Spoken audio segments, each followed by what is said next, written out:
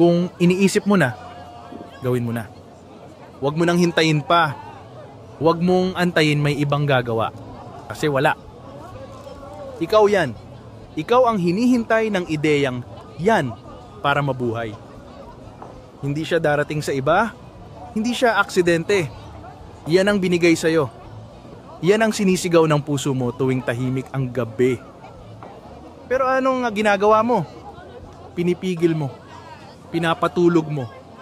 Nililibing mo ng buhay. Sa takot, sa duda, sa baka bukas. Hindi pa ako handa. Pero kailan ka ba magiging handa kung hindi mo sisimulan? Wala namang perpekto sa simula. Ang importante may simula. Gawin mo kahit magulo.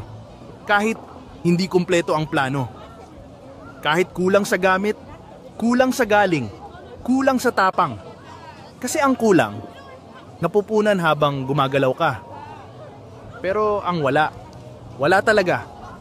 Hindi mo pwedeng ayusin ang isang bagay na hindi mo sinimulan. Huwag kang pumayag na imahinasyon lang siya. Huwag mo siyang gawing alaala ng isang ideyang hindi mo nilabanan.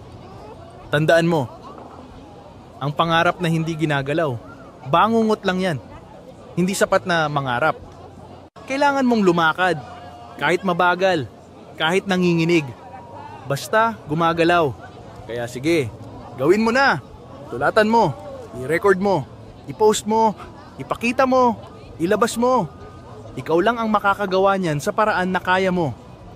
At kung hindi ikaw, walang iba. Wala talagang ibang darating para gawin yan para sa'yo. Huwag kang matakot sa simula. Mas matakot ka sa hindi mo sinubukan.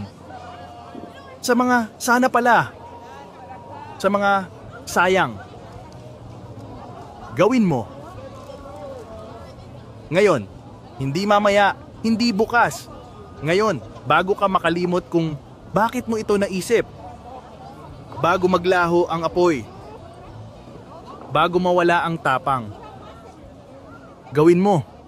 Dahil hindi lang ito ideya. Ito ang panawagan mo.